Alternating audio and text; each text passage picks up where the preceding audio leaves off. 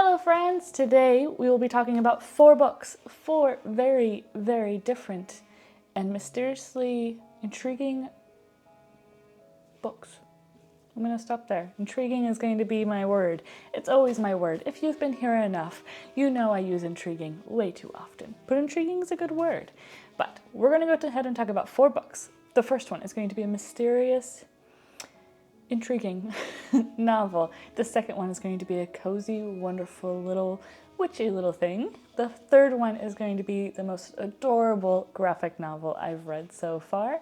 And the fourth one will be a massive disappointment. So we have 4 very different books to talk about, 4 very interesting experiences, but all of them are going to be really fun to chat about with you.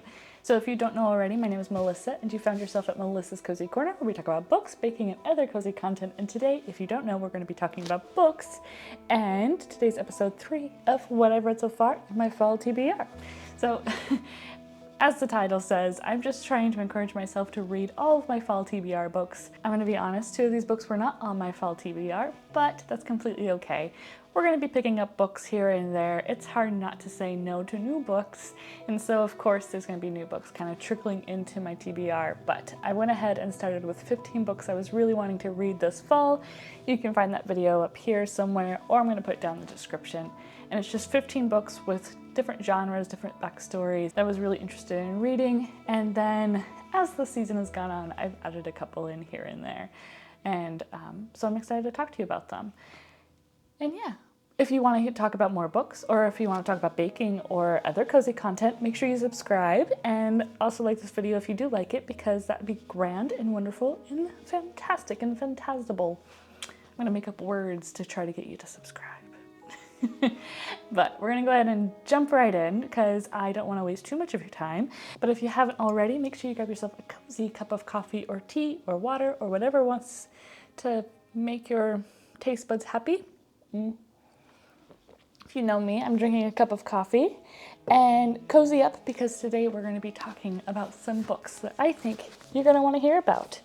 And oh, and another little tip, if you have not watched these videos before, so as I had mentioned, this is episode 3. So if you do want to watch episode 1 and 2 are going to be in the description below. But I take the first half of this video and I just talk about the books. I talk about the genres, my general thoughts, and also what the book is about. So you can kind of figure out if these are going to be books that you're going to be interested in reading, if you want to pick them up for your fall TBR. And then the second half, so you don't have to jump around, the second half will be all about spoilers. So the first half I'll talk about all 4 books, and the second half I'll talk about all 4 books again, but I'm going to add on all of my deep, interesting thoughts. Hopefully interesting thoughts.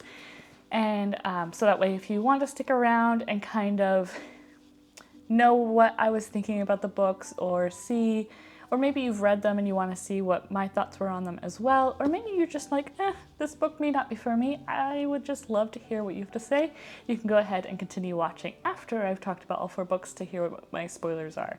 But just so you know, you can definitely watch the first half without being spoiled. I will not spoil you, I promise, and then I'll warn you once I get to my spoilers. All right, now we can go ahead and jump in. The 4 books we're going to be talking about is Agatha Christie's Peril and Road, The Very Secret Society of Regular Witches by Sangu Mandanna, Pumpkinheads by Rowell, and it's illustrated by Erin Hicks. And the last book on our list is The Last Witch of Edinburgh by Marielle Thompson. So all 4 very different books, but we're going to go ahead and start with the first one, which is the first one I've read in this episode, is Peril and Road by Agatha Christie. If you've not heard of Agatha Christie, that's completely okay, but I'm sure you have. There's quite a few novels that she's written, quite a few novels that have been turned into movies, like Murder on the Orient Express is probably one of the more famous ones, and then you also have Death on the Nile. So those are probably the 2 more popular movies that have come out, but I think The Haunting in Venice has also been turned into a movie now. But Peril and Road, I don't know if this is a movie or not. But this is following our detective, Peril. So Detective Peril meets a young, beautiful woman, and instead of her being dead, she ends up having her life be threatened. And that's very different for a whodunit novel by Agatha Christie. So this has taken a very different turn than what we normally do. So normally our detective Agatha Christie novels are Peril or Miss Marble have witnessed a murder, have found somebody who's been murdered, or come across a situation where they have to do detection on who has committed the murder. But this one's a little bit different because instead of having somebody who's already been murdered, we have somebody whose life is being threatened. She, the young woman who is in danger, she is finding herself coming close to death quite a few times. And Peril realizes, hey, madame, your life is in danger, and it's not just accidents, somebody's trying to kill you. And so we spend the novel following this young woman and Peril's investigation of trying to figure out who is trying to hurt this young woman. And it ends up being very interesting. I find it quite different from the other novels I've read of Agatha Christie, and it was still quite delightful. I think Agatha Christie's novels can come a little slow, and of course they are old novels, so they have some colorful language they use, not in the sense of cuss words, but maybe it's not so appropriate in the certain mindsets. They're a little old thinking, and so that can be a little hard to read sometimes, but if you just realize that, yeah, these books are quite old, we don't agree with that mindset anymore, then you can kind of try to ignore it. I mean, you can't really do anything about the Agatha Christie books. She's not here anymore. We're not going to be changing them. But just understanding that, yes, these are old novels and they will be using certain ideas that we no longer believe are correct or friendly. So the novel is actually quite interesting. I thought it was well done. I was not able to figure out who the murderer or supposable murder is, so because it's not a murder, so I wasn't able to figure out who was trying to commit the murders by the end of the novel. So that was quite fun. It was really well done, and I think it was a fun little book to read. So I do highly recommend this one as an Agatha Christie novel to pick up. I would say pick up more of her famous ones first because they're famous for a reason, like Murder on the Orient Express. I think that one's really well done. But for the most part, I think this is just a fun alternative to your regular Agatha Christie novels. I enjoyed it for the most part. Like I said, there were parts in the middle where I was like, these aren't things I necessarily want to read about. And I do think it got a little slow in the middle as well, but I generally feel that way about Agatha Christie novels. I think they get a little slow in the middle, but for the most part, I liked the beginning, I liked the end, and I would read another one of hers. And, genres. This is a murder mystery or a whodunit, and it's your classic whodunit novel. That's all I can really say about the genre, and I would recommend you read it. The next novel I read was The Very Secret Society of Irregular Witches by Sangu Mandanna, and I loved this novel. I absolutely adored this. I think this is fantastic for this time of season. I was quite surprised I liked it so much, but it reminded me a lot of A Witch's Guide to Fake Dating a Demon, so it was a very sweet novel that was kind, mystical, very cozy, easy to read, and it was just really sweet. And I think that's one of the reasons why I like these types of novels, is because they're sweet, they're simple, they're not too complicated, so they're really nice to read on a cozy Sunday morning, or if you're just wanting to get in the cozy mood of reading about a wonderful, wonderful story. So we follow a young witch. She's 31, I think, and she ends up being kind of recruited to teach these three wonderful young girls how to practice magic. And it's the whole story of her going to this house, this manor, this beautiful place, and finding a home there, but also learning how to be a teacher or a guardian to these three young girls. And the three young girls are just so sweet, so spunky, and so fun. And they definitely add so much to this story. I think it was really well written, the story was engrossing, and I think it was just a really well done little novel. So if you're looking for a cozy little book to cuddle up to and get lost in, I think this will definitely be one for you. If you liked A Witch's Guide to Fake Dating a Demon, I think you'll also like this one as well. And this is more of mystical, witchy, cozy fantasy. Yep. I think that's where I'm going to leave that off because I don't want to get off too much and I don't want to give away too much as well. Very, very sweet and highly recommend. And I don't read books like this very often and I really loved it.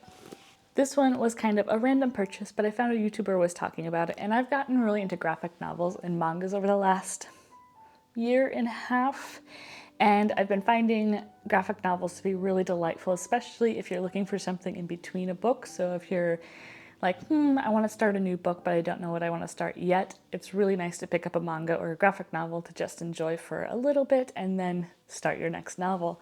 And I was watching a YouTuber and she mentioned two graphic novels that looked really sweet and really wonderful, and one of them was Pumpkinheads.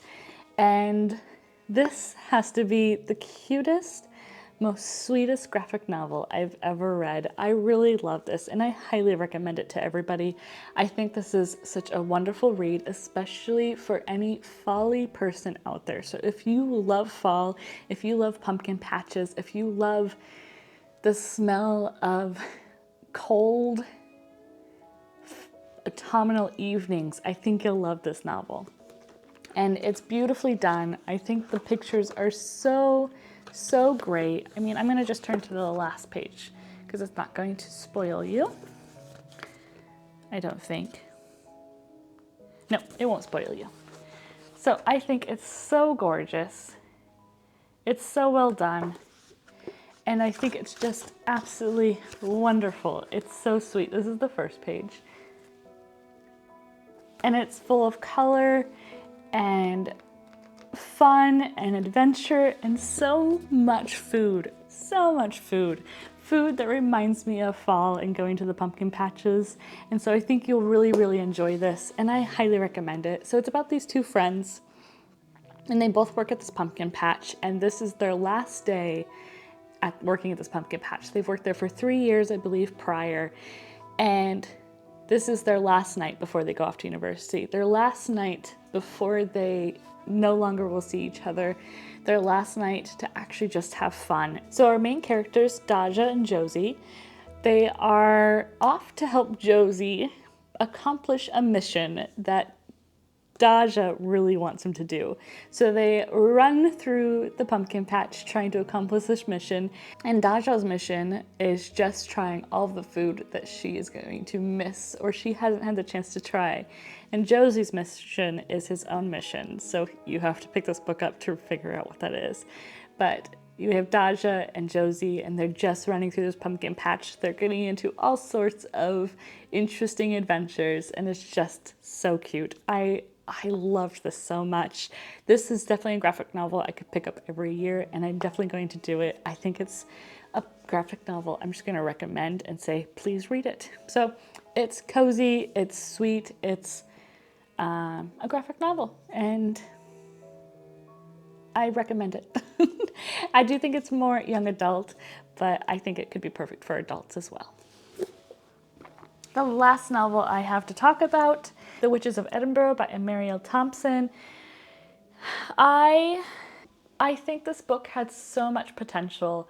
I've been doing really well at, instead of just buying a book because of the cover, because this is definitely a reason why I picked up this book, is because I really loved the cover of this. I thought it was beautiful, and the idea of reading a witchy book in fall, I was like, yep, gonna do that. And so I went to the bookstore the other day, saw this, picked it up, and instead of buying it, I went ahead and sat down. Instead of buying it immediately, I sat down and read the first couple pages, and the pages I read were atmospheric, were motivational, were beautiful, were so wonderful. And I think there was a lot of potential to keep moving this book forward. Oh, I bought it because the first couple pages were really great, so I was really interested in it. So the first couple pages were great, so I bought it. And I think there was too much for this story. I think it could have been better planned out. I think the plot could have been stronger, and I think the character could have been stronger. I think some people would really love this novel. I unfortunately can't think of who off the top of my head. I'm sorry, but I I think the idea of the witches in the background of this novel are really cool. I love the idea of the magic. I love the idea of what these women have to go through. I just not a big fan of the execution, and that was where I fell kind of out of love with the story. I think this is more female rage and magic, but for me the female rage part was too ragey. And I'll go into more of that spoilers. I'm trying not to spoil you, but I also don't want to push you away from this one because I do think it could be for some people. But I also want to give a warning of being like, not all men are bad. And I know that sounds really weird, but this novel does talk about a lot of really terrible men and how men are a problem for a lot of things. And I think that's really unfortunate. And I don't think all men are bad. I don't think all people are bad. I think there's a select few of people who've done really bad things and kind of shine a very negative light on certain cultures or certain genders or certain people. And that's unfortunate because just because we're born one way doesn't make us one way. And I think by shining a light and saying all men are bad and misogynistic is not a way I would like to read a book. And she does correct it further in the story, being like, not all men are like this, make sure you love men. But there's still, it's too, men are evil, and I can't put my heart towards that because I know that's not true. I know a lot of men who are wonderful and sweet and caring and kind and would do anything to protect not just women, but the people around them because they are loving, caring people. So that's the reason I had one of the reasons I had a hard time with this novel. I do still think the story had a really intriguing plot. I think it could have been really well done if it had a little bit more time. I'm going to interrupt myself real fast because I've realized something majorly wrong with what I've said. Or not with what I've said, but what I've left out. I haven't told you the plot of this book, and that's a fail on my end, and I do apologize, but I'm going to summarize it real fast. We follow a young woman named Nellie. She's 22, 23 years old, and she has discovered that witches do exist. And she either has to learn the magic or learn kind of the life of being a witch, or she has to learn how to live in a very misogynistic 1824 year life and possibly die and be hung as a witch by just saying maybe the wrong thing. So she ends up picking up witchcraft and learning the culture and learning the life. And we end up learning about this evil that kind of exists in the background and exists and threatens them and causes them to kind of struggle to grow and become more as women and as witches. So we follow her through this situation, but then we also jump 200 years into the future and we kind of see how it affects the future as well and how this evil or this misogynistic background kind of affects witches and women now in our life and how these witches and Nellie are learning how to fight against it. I think that's the best way I can describe this book. We can now jump back to video Melissa. But it just didn't reach all the way there for me, if that makes sense. It's kind of hard to talk about this book without giving too much away.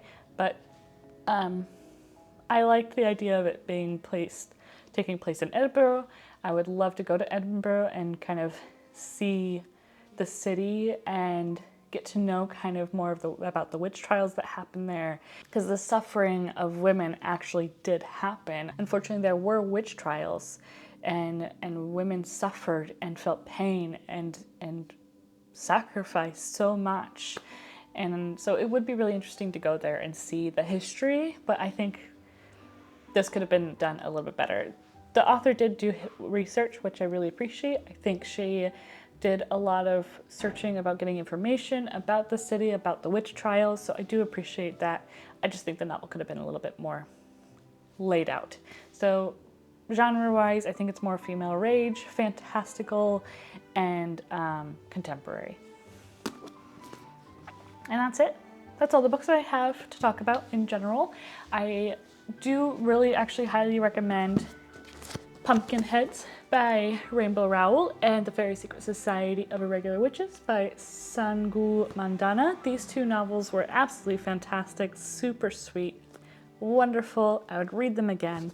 I'm not a big fan of reading mysteries over and over again, but Peril End Road, I think was a very intriguing and fun, different type of whodunit novel by Agatha Christie that I think you can pick up and have fun reading if you've read some of her other novels. I don't think I can recommend The Last Witch of Edinburgh, but just because I couldn't fall in love with the story itself.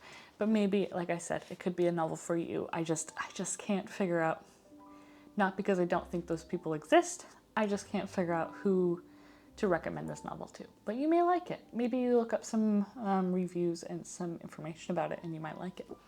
So we're gonna go ahead and jump to the spoiler section of this video. So if you do not want to be spoiled, I would highly recommend you turn off the video now, but you can definitely come back later if you want to.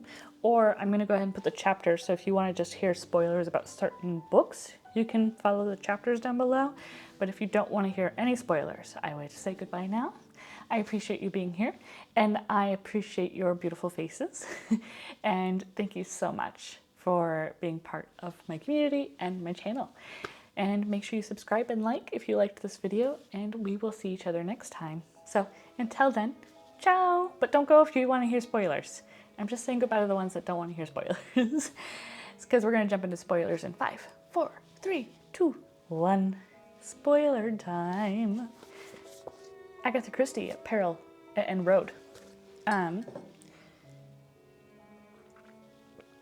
had mentioned I was surprised at the end. I was surprised at the end. I like Agatha Christie novels to a certain point. I think the writing style can be a little old. I think it can be a little dry sometimes. It can be a little redundant and you're just kind of like, okay, come on, get to the point. But I do think the story was actually quite well done. I think the mystery was really well weaved throughout the book.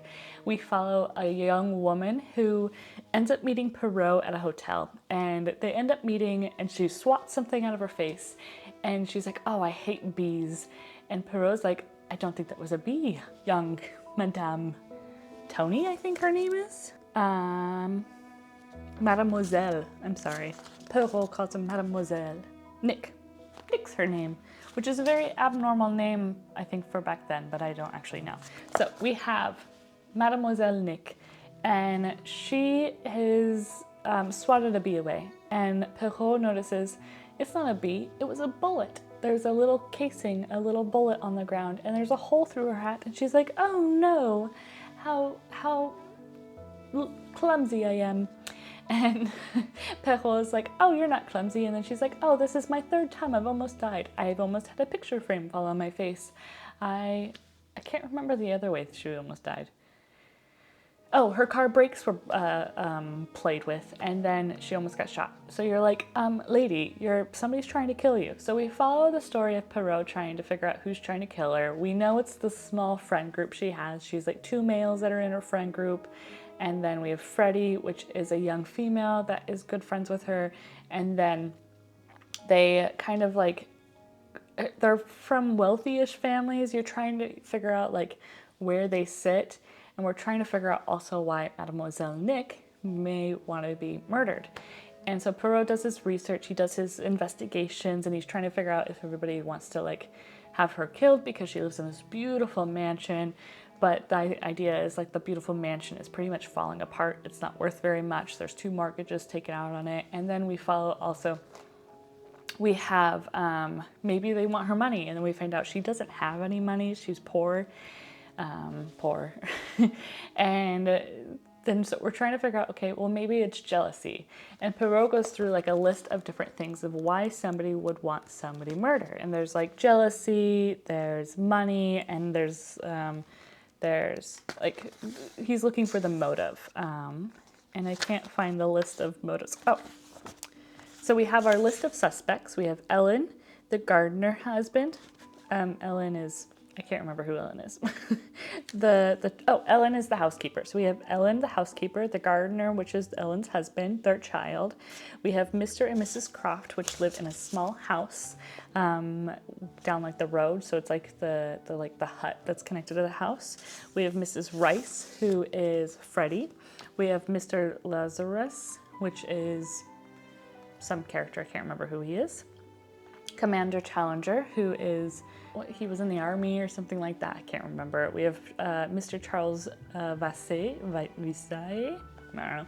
He is the lawyer of our main character. And then what's funny is he goes through like different reasons of why somebody would want to murder her, and he goes through the questions. And I found that really fun because you're like following like his investigation. You're kind of getting into his head, which I thought was like a really great way of kind of being part of the investigation, because when normally I've read these books, I'm like, I don't know what kind of questions to ask. I'm not a detective. But in here, he goes over like what you could be thinking about and why you're thinking about certain things. So I did think this was a really fun and different take on why somebody would do this. And then you're also asking the questions of why maybe they could be the person with the motive. So we end up trying to figure out what each of these characters in Mademoiselle Nick's personal life and why they could possibly want her dead. And that's really fun. We end up getting Peril, who puts his full concentration on her life and wanting to figure out exactly what's happening. And then he says, oh, you need to have somebody with you at all times in this big, large house. So he says, why don't you go ahead and get a friend? And she says, and Mademoiselle Nick says, okay, I'll go ahead and get my cousin to come down here and stay with me. And there's fireworks because there's a party that night, and then some other things happen, and then the cousin ends up getting shot. And we're like, whoa, what happened? How did she get shot? So then we're not just investigating the mystery of Mademoiselle Nick's attempted murder, but we're also investigating an actual murder. But then Peril is like, yeah, this is really sad, which it is really sad. But then he says, but this will help us because now we can actually investigate the murder. We can understand why. And it's really fun. It's really, really well done. We end up getting clues throughout the novel. And I do think this was I liked this one better than The Haunting in Venice, which is the Halloween party, and also something about a library. So I actually think this one is better than those two. I thought it was very fun and intriguing. Again, I do admit that I think the writing is a little slow sometimes and a little old. Certain characteristics that were mentioned were also quite old-fashioned, which is unfortunate, but it's also an old novel. It's an old author. I actually can't tell you who the murderer is because I feel really bad. I know you're watching the spoilers, but I feel like I can't tell you who it was. Because I think it'd be fun for you to figure it out on your own. But you're watching this because you want to hear the spoilers. So we end up following the investigation. So the cousin has now been shot, and now Mademoiselle Nick is put in a hospital. And Mademoiselle Nick is like, oh, I don't know what's happening. And she's not allowed to see her friend. She's not allowed to eat anything. Peril states clearly, you cannot eat anything that comes into the hospital because it could be poison because somebody's trying to kill you. And so she doesn't eat anything from as gifts or anything like that. And then Peril starts getting a little bit more information and a little bit more, he's doing a little bit more investigating, and he's thinking maybe it's the lawyer, because maybe the lawyer wants her dead, because maybe he wants the house, because the lawyer is technically a cousin from Mademoiselle Nick. But it's not the lawyer, and it's not Freddie, and it's not the housekeeper. It's not the Australians that live in the little house that's down the road. Even though they were really weird, they did really weird things. The murderer ends up being Mademoiselle Nick. She was trying to plant everything because I gave away the end of it. So we end up following also a love story. So Mademoiselle Nick ended up being engaged to somebody else because we are trying to figure out why she wasn't marrying two of the guys that were very, very interested in her. But then we ended up finding out that it wasn't Mademoiselle Nick that was engaged. It was actually her cousin. Her cousin was engaged to a pilot who ended up having a lot of money. And the pilot died, so then the cousin was going to get all the money. But then because the cousin died, then Mademoiselle Nick was going to get all the money and then be able to fix the house and everything like that. And then it was really cool because at the very end of the book, Peril puts a play on, and at the beginning of the novel we find out that Mademoiselle Nick has always wanted to put a play on in her house because it's gorgeous, it's big, it's fantastic. And so to come out with who the murderer was, Peril puts on a play, and he ends up calling her out on her murder at the very end of the play. I thought it was just so well done. It's a really fun one, and now that you listen to me give it away, you're not going to be able to read it and be surprised. But if you have read this, I would love to know if you knew who the murderer was. So maybe you can put like a little emoji of, ooh, there's that little dancing woman with the red dress as an emoji. Put that one down below. I think that one would be a really fun one to show off this one. And I would love to know if you knew who the murderer was. So maybe you do a thumbs up or a thumbs down. Oh, not next to the lady, because then people may think that the lady is the murderer. Oh, I don't know. Okay, so maybe a dancing lady, maybe a pumpkin. So a dancing lady and a pumpkin, if you knew who it was. A dancing lady and a donut, if you did not know. Because donut. that was an accident, but I thought it was also cute. So if you knew that she was a murderer by the end of the novel, I would love to know, and go ahead and do the dancing lady with the red dress and a pumpkin. And then if you didn't know and you didn't get it right, a dancing lady with a donut. Because I think that would be really fun. Okay. I thought it was fun. I thought it was an intriguing book. Again, I thought the middle was a little redundant, but I think it's always with Agatha Christie books, so it's not too bad. It's just not my forte all the time. I have to be in the mood for Agatha Christie, I think. And I think when I picked this one up, I wasn't yet in the mood. But it's okay. I still had fun. I still enjoyed the end. The next one I had read, and like I mentioned, was The Very Secret Society of Irregular Witches by Sangu Mandanna. This is so sweet, so wonderful, and I love this novel. It is the most, what I did not say during my first half of the review, it's the most sweetest romance story.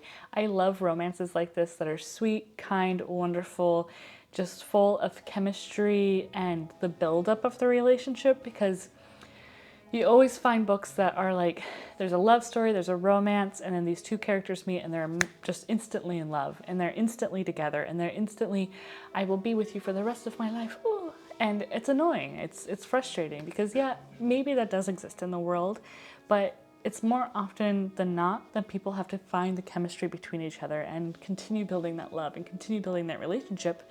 And when I read books like that, I love them. So that's one of the reasons why I recommended also Witch's Guide to Fake Dating a Demon.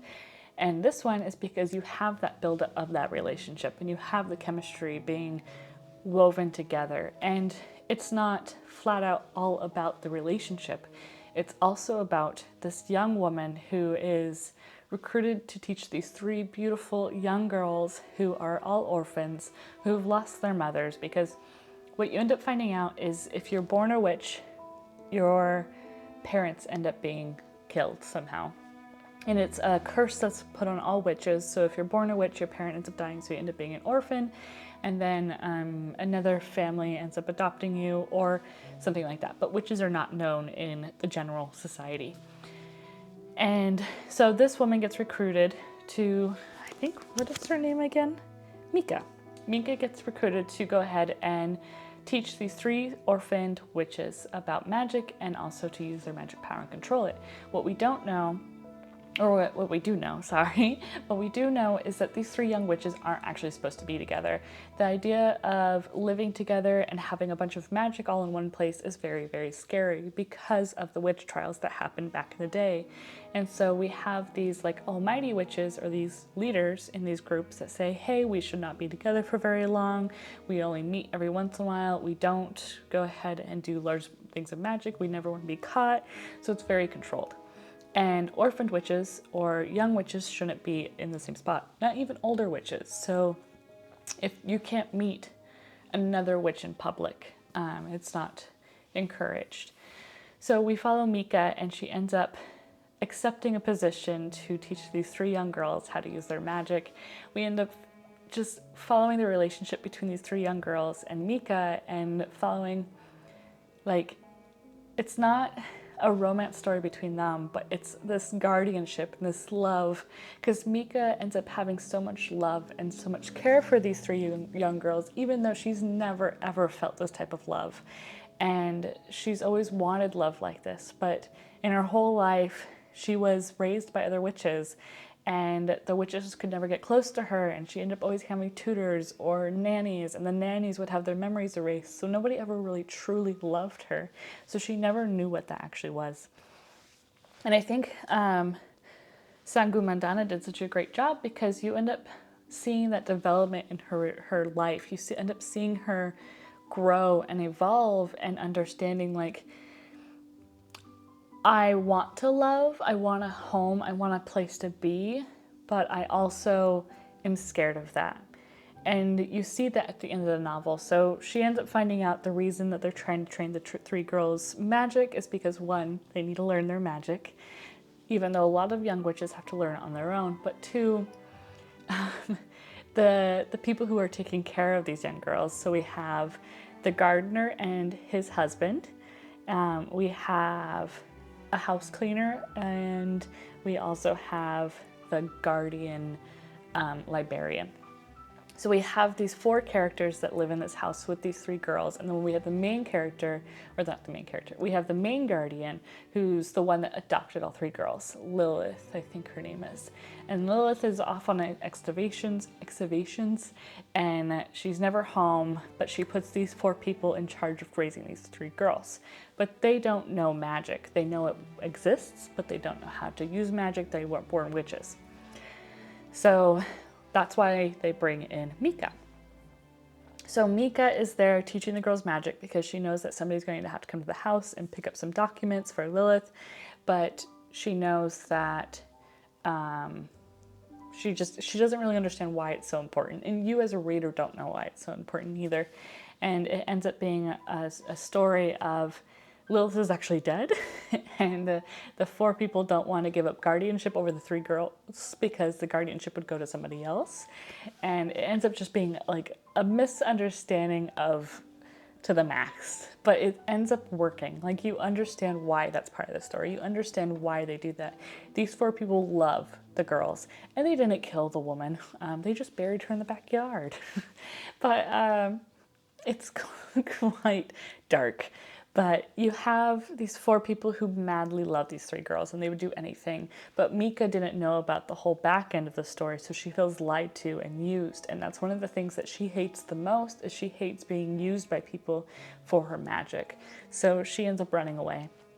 And that's what I was about to say, is you see the growth. Because when Jamie, the guardian of these 3 girls, the librarian, he ends up going to her and saying, I'm sorry, and I had the door closed and I was closed off, and I didn't want to tell you because I have a hard time trusting people. And then you end up finding about his story as well, of why he can't trust people, because his mother was just not able to be a mother to him, and his brothers were abusive and rude and terrible, and he just has a hard time growing trust. And so you see the actual growth between these 2 characters, and that's the romance right there. Is those 2 just are so cute together, but they grow and they create chemistry with one another.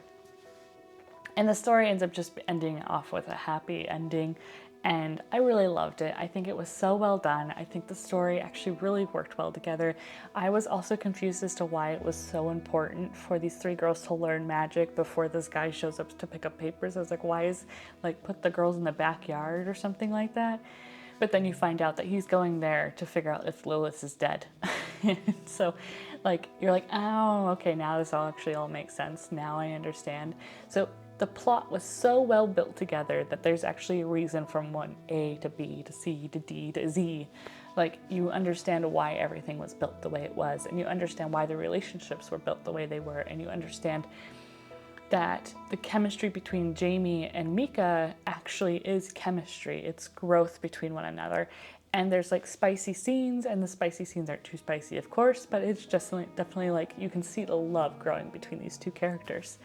And it was just well written too. I jumped in and I read it so fast. I finished it in 2 or 3 days, and I really loved it. I thought it was so sweet, and probably one of my new favorite romance novels. And if you know me, I don't read romance very often. I think romance can be very pitiful, for lack of a better term.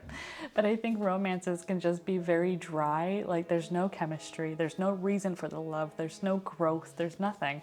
And you can just be, it's just irritating for me, because finding love can be really hard, and showing it of being like, oh, it's like that, is kind of disappointing, especially with so many people looking for love and looking for connection to people. Not just love as a romantic partner, but love as like a connection with one another or a connection with somebody else. And so when you're showing it in books that are just like love stories, it's just like, like the perfect example. One, I'm going to talk about a perfect example later, but Edward and Twilight and Bella and Jacob, like their love was so immediate that it was so frustrating, because it's like, why are you so infatuated with one another? You don't know anything about one another. You don't know the hardships the other person has gone through. In this one, they learned about their hardships. They learned about the things that each other went through and the pain they had to go through. And they didn't learn, but they understood the pain from the other person, and they loved them more for the pain that they went through. And when they accidentally feared to have that pain again, they learned and grew from it, and they also received acceptance from their partner. It was so well done. Really great love story in here, but also the love story between this woman, Mika, falling and caring and loving this whole family, all 4 of the guardians, the 3 girls and Mika, and it ends up just being this beautiful, beautiful family. And it's also encouraging this fact of like, society's moving forward, and we need to think of ways to be more beautiful and wonderful together instead of being fully separated and feeling alone. And it has like a really nice theme, story, and meaning at the end. And the magic in here is so cute. It's like gold speckles that like dance around you as if you're a witch, and you can use it to make potions, and Mika makes like tea to help calm people or help with a broken heart. And I just love it so much because it's just so sweet, and it's really well done. I highly recommend it. I've already told you about it, but I don't care. Read it anyways if you still haven't read it. Pumpkinheads is another one that I just like loved so much. I think this is so cute, and it's so easy to read. And we follow, like I mentioned, we follow Josiah, which is Josie in the book, and Daja. And they are 2 best friends who've worked at this pumpkin patch for 3 years. And Daja is encouraging Josie to go talk to the girl he's had a crush on since he started working at the pumpkin patch. The night he started working at the pumpkin patch, he saw this girl, the fudge girl. Yes, the fudge girl, who works at the fudge shop. And he is now madly in love with this woman. And Daja sits next to him on that night and says, hey, let's be friends, pretty much. And we end up following their journey through the pumpkin patch, because Daja says, this is your mission. Your mission tonight is to talk to this woman, who ends up being Marcy or Macy. I think it's Marcy. And Daja's goal is to try all the food she can find, which she sings to my heart. I'm a foodie girl. I love eating so much. And there's so much wonderful food out there. So we end up following these 2 characters having an adventure through the pumpkin patch, trying to find Marcy. And Marcy, the fudge girl, is traveling to different sectors inside the pumpkin patch because it's the last night. It's super busy. And the pumpkin patch is humongous. And so they have to go find Marcy, and Marcy's being called to different areas, and they're playing hooky from work and running around and trying to figure out where Marcy is. Josie is like obsessed with being good and being the good person and doing a good job that he feels really bad for playing hooky from work. Daja's all about saying, hey, life is too short. Let's go ahead and have fun. Tonight is our last night to actually truly have fun. So we follow their adventure through the pumpkin patch. They try food, they run into situations, they have fun, and then you kind of get this like idea that Daja has a little crush on Josie throughout the novel. And Daja's like, why do you love this fudge girl if you've never spoken to him or her? And he says, because you just get this feeling, right? And she's like, yeah, but you haven't even spoken to her. And he's like, yeah, but you just get this feeling. And she's like, okay, whatever. And so we have that relationship between these two kind of shining a different light. And when Josie finally gets to her, when Josie finally talks to Marcy, Marcy is such a sourpuss. She's just no fun. She hates the pumpkin patch, and Josie loves the pumpkin patch. It's his own life. He's trying to figure out how he can come to the pumpkin patch more, or continue working there, or just be there all the time because he loves the smell of it and the feeling of it and everything. And he realizes, like, what am I doing here? I don't like Marcy. I like Daja. So he runs all the way back to Daja and he goes, Daja, I'm so sorry. I like you. And Daja's like, I've been showing you signs for 3 years and you haven't showed anything. And he's like, I'm sorry. But then they like kiss and they're so cute and it's just so fun. And I thought this was wonderful. I really, really did. And I think it's so well done.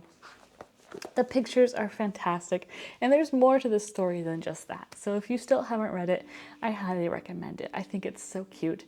And as a graphic novel, this is absolutely wonderful. I loved it as a graphic novel, and absolutely perfect for this season too, especially if you like pumpkin patches.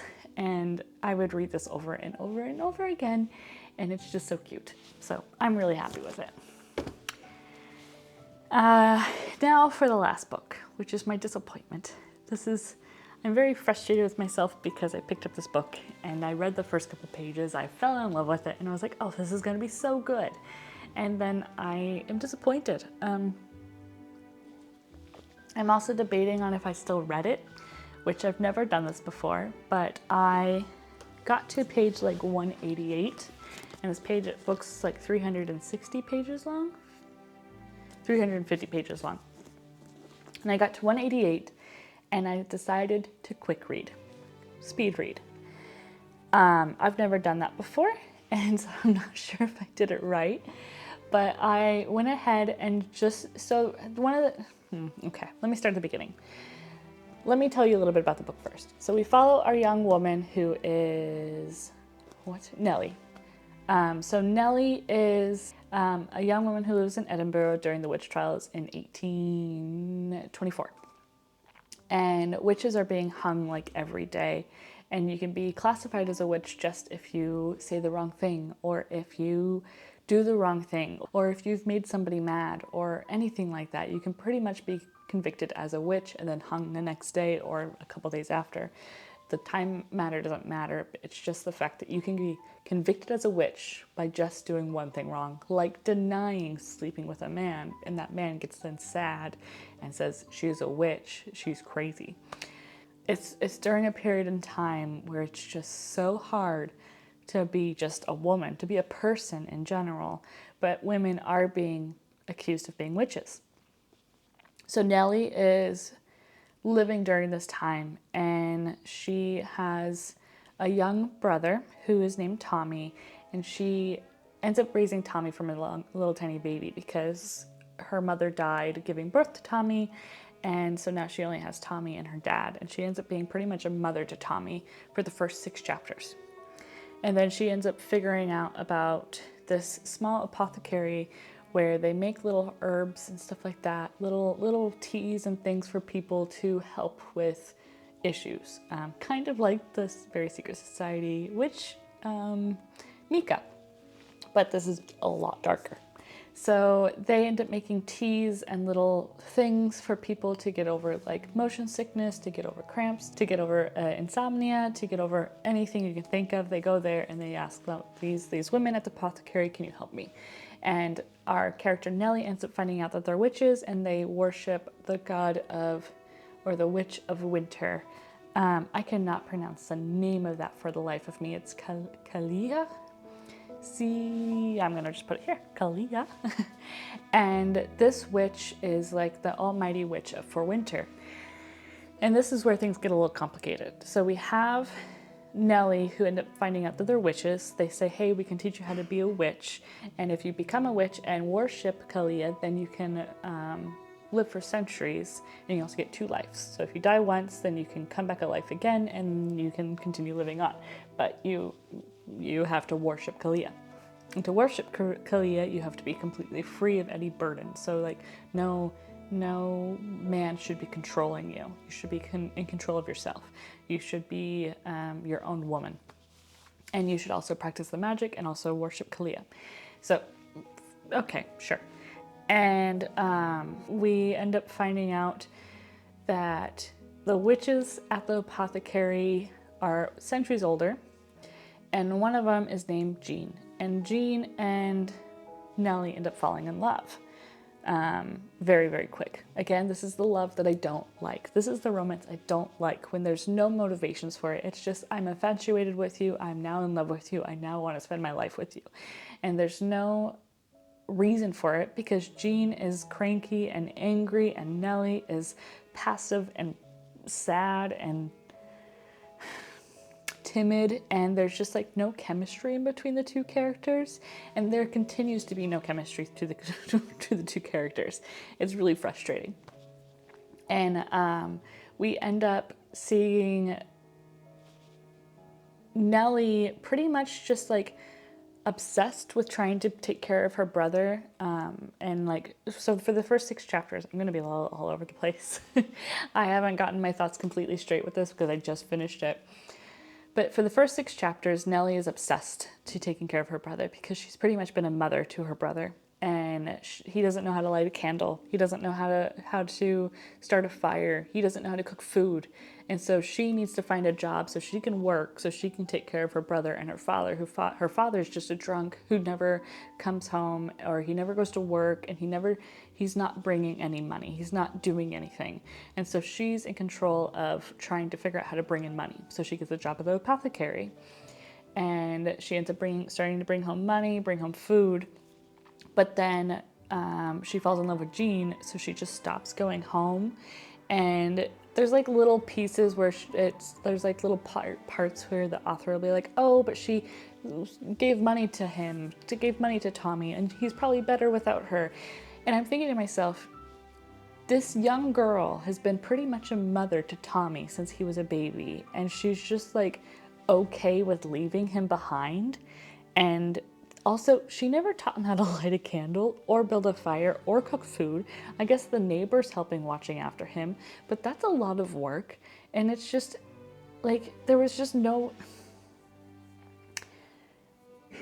it's again, no motivations, no reasoning, no nothing. And so you have Tommy, who's just completely forgotten pretty much. Like, he comes up a couple more times, but it's the idea of like, oh, Tommy can take care of himself. No, you've told us for the first 6 chapters he can't take care of himself. How can he take care of himself all of a sudden? And then she just leaves him behind after she like truly accepts Kalia, and she's like, oh, he'll be better here and safer here without me, because I'm a true witch and it's better for him to be here. But we've been told multiple times it's not better for him to be there. Their dad's a drunk and he doesn't work, and so there's no way of him getting money. So you're leaving him there to pretty much defend for himself when he can't cook, he can't light a candle, and he can't build a fire. And so it's like, no, you're being selfish right now.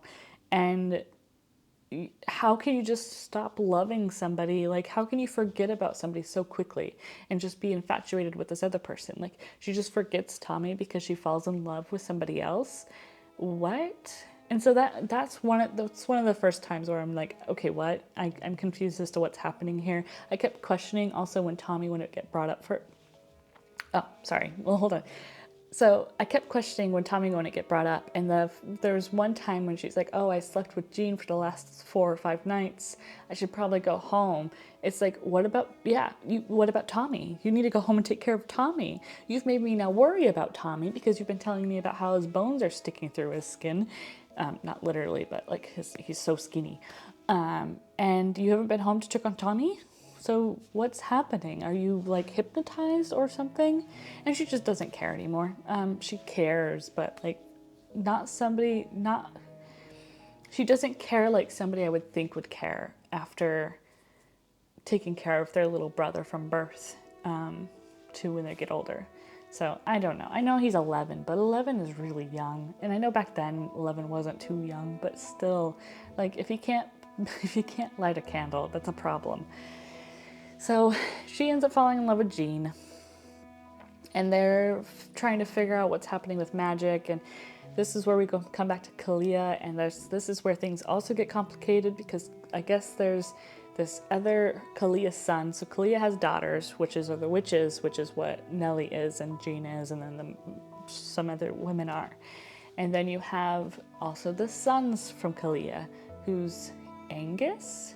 Yeah, Angus, who's like in control of summer.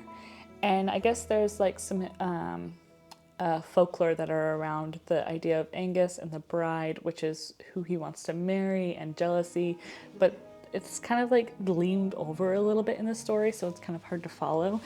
But I guess Kalia and Angus are fighting over the seasons, and Kalia's in charge of winter, on bringing in winter, and then you have Angus who's in charge, like control of summer and wanting summer to last forever. And so there's this like, it's kind of frustrating for me because I think winter already gets a bad enough like rap, in the sense that winter, nobody likes winter because it's too cold and everything dies. But the fact is that we, just like yin and yang, we need summer and winter. We need the in-between seasons, spring and fall. We need cold and hot. We need happy and sad. We need all these like the opposites. That's pretty much like just how life works. I mean, one thing I remember being taught when I was in college was, for you to understand sadness, you have to understand happiness, so you can understand when you're actually sad. It's a very like very flat level of thinking about emotions. But the idea of like Angus wanting to control summer, so summer's all the time, I didn't understand the motivations there, other than he wanted summer and didn't want Kalia to have power.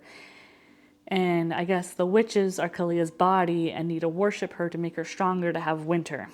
So this is where things started getting a little weird and complicated. And I'm like, okay, I'll follow. But then Angus is like, he's the reason why witches are being hung all the time, is because he's whispering into men's ear that they should be questioning women. Unfortunately, back in the day, in 1830s or 1824, I do think a lot of, unfortunately, a lot of women were hung because there was whispers from men that they were being witchy, and there was also whispers from other women that they were being witchy and suspicious. And I think, unfortunately, a lot of women didn't have control and didn't have power back then. I mean, we know it as a fact. And if you were poor, you had even less power. And you ended up having Angus whispering in people's ears and creating like this like suspicion of women and just misogyny and hate and pain. And then it made me think, okay, wait, is now summer just being portrayed as like hate and misogyny and pain? And so it just got really confusing for me. I'm like, okay, I don't understand that part. And then this is kind of where I hit, and then like the apothecary ends up burning down when Jean was gone, or not Jean, Nellie is gone. So Nellie assumes that Jean and the other women are dead and all the other witches are dead. So she ends up running away. For 200 years, she runs away. And all we get is like one page of kind of like a summary of what happened during that time. She didn't learn at all. And one of the reasons I had a hard time with her at the beginning of the book is because she was timid, she was scared, and she wasn't willing to stand up for anything. She wanted to, and I was like, okay, maybe over these 200 years she's gonna have growth. She didn't grow at all. She didn't grow one bit. And I didn't understand that. How can we as humans want to grow. We want to learn. We want to change. We want to do more. And yeah, she's a witch, but she's also a human. And she should want to grow and change and move on, not move on with her life, but move forward and progress. And so it jumps to 2006, 2006, no, 2006. So it jumps to 2006, and we end up following her to, like, she ends up falling in love with another woman, and they end up getting a car wreck, and Nellie goes to her second life and ends up adopting the other woman's daughter because the other woman died. And so she ends up adopting a 4-year-old girl, and she falls in love with this girl as if it's her own daughter, pretty much. And then I get frustrated because I'm thinking back to Tommy. But I'm like, okay, she's a girl. And she raises this girl to have fear and be timid. But thankfully, the daughter is like, no, I want to explore. I want to take charge. I want to do more. And the girl wants to become a doctor.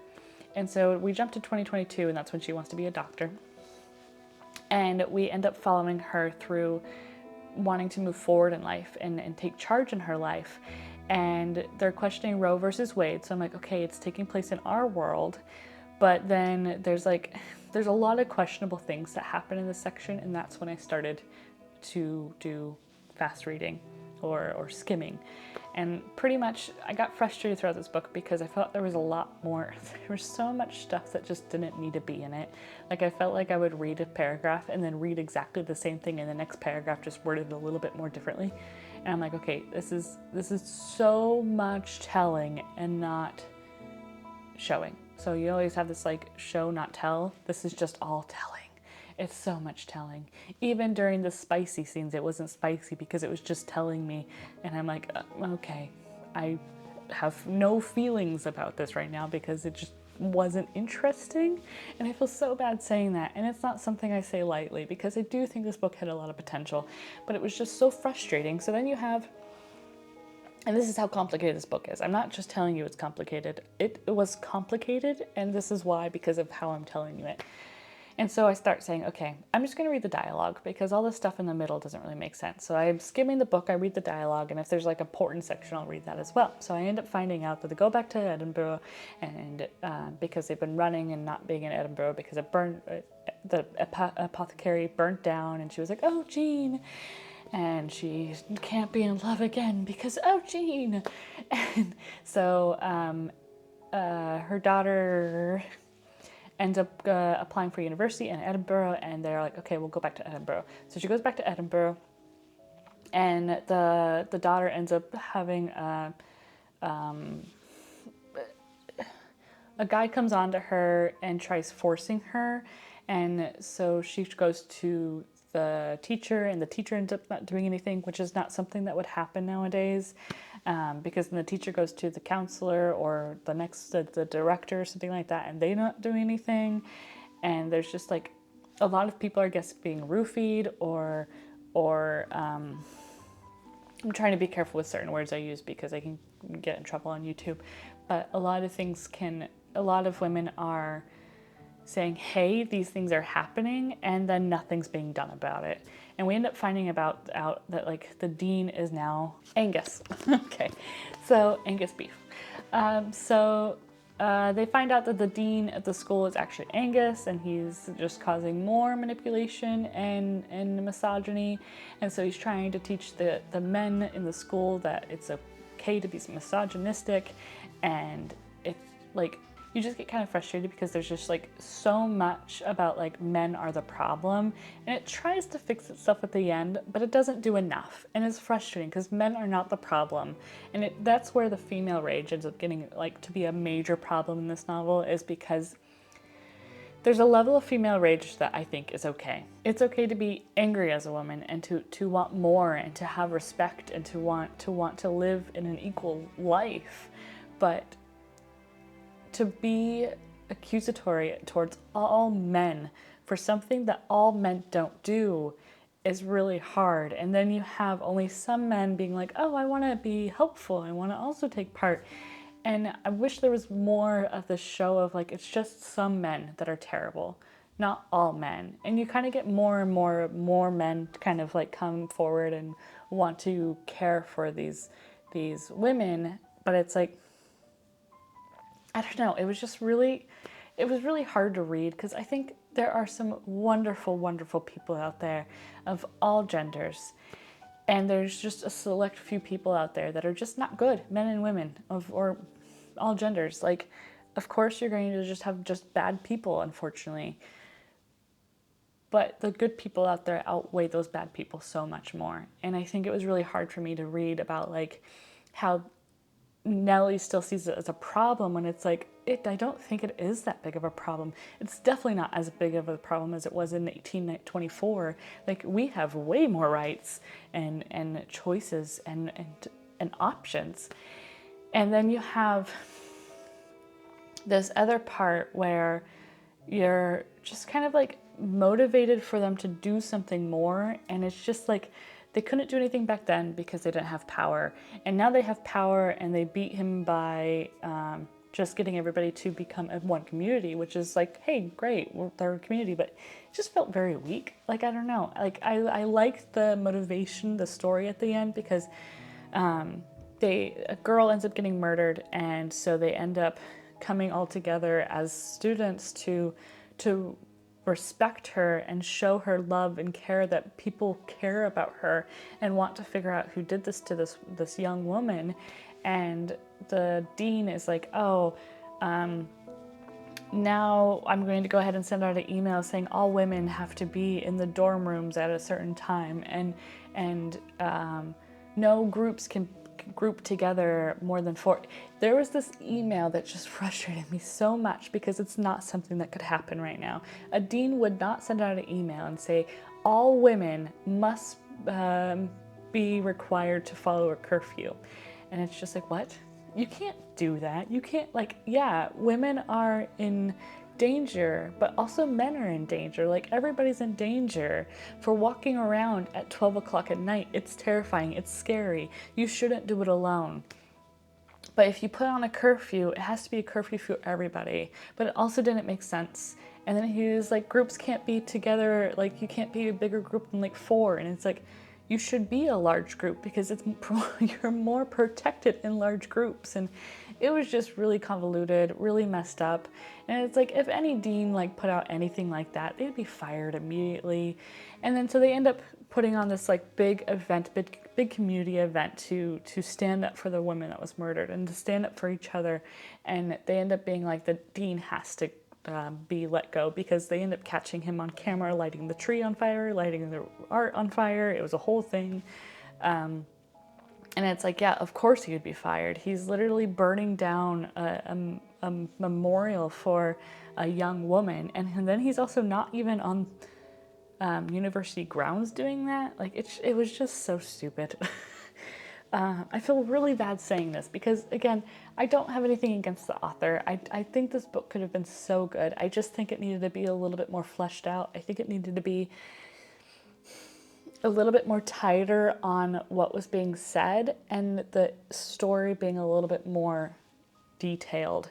So not what was being said it detailed, because honestly it was just way too much in there. Like, it repeated itself over and over again. There were large sections I would just skip over, because I was like, I just don't want to read this again.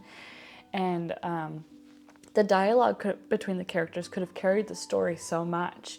I just needed a little bit more detail in understanding the reason of why summer and winter were so against each other, and then also not to have so much misogyny just against men, and understand that, like, also, sorry, one more thing.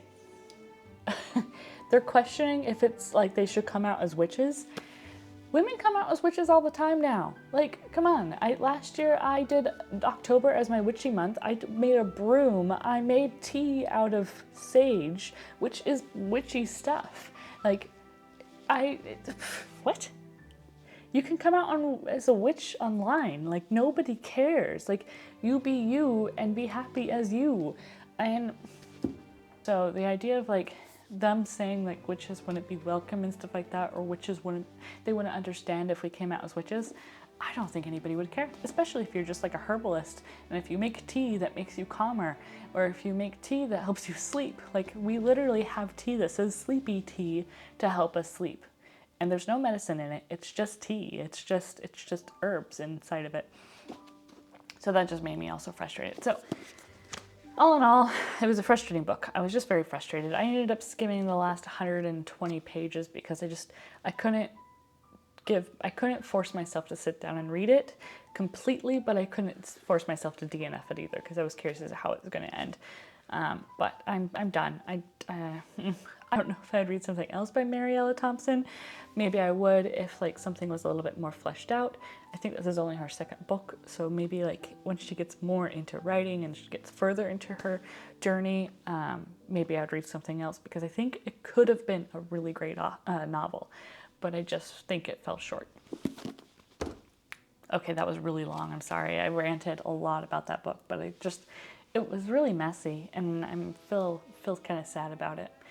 But now my brain is empty with thoughts. So I really appreciate you guys being here and being part of this video. I know that was a longer one, but I really hope you enjoyed it. I got 4 books in this time. And by the way, today is October 1st, and I'm wearing my little ghosty sweater because it's October 1st. I know it's a couple days before you're going to see this video, but we are going to be going to a cabin for a few days, and we leave tomorrow, so I won't be able to work on this video before then. But I just wanted to say happy October.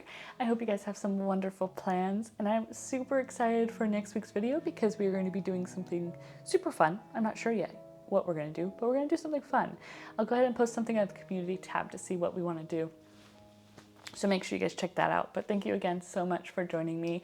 If you liked this video, if you like hearing me rant, go ahead and give it a thumbs up. And, okay, I told you what to do, which emoji for all the other books, or for one book. So again, Dancing Girl with a Pumpkin, if you knew who it was, or Dancing Girl with a Donut, if you did not. This one, ooh! You can put like a little tea bag. I think that'd be really cute for this one if you've read this one. Put just a pumpkin if you've read Pumpkinheads. And for this one, do like a moon. So any of the moons. You can go ahead and use a moon because the Kalia ends up being like connected to the moon a lot. So go ahead and use like a moon to note if you've read this. And again, if you have read any of these books, try not to add any spoilers in the comments below. If you do want to add spoilers, go ahead and do like enter, or asterisk, enter. Make sure you say like spoilers, and then write all your spoilers down there so that way the people who've not read the books can go ahead and scroll past your comment and not read spoilers. Perfect. Okay. I want to leave you there. Thank you so much for joining me. Thank you so much for being here. And I super hope you have a fantastic beginning of your October. And I can't wait to see you guys next week. Until then, ciao!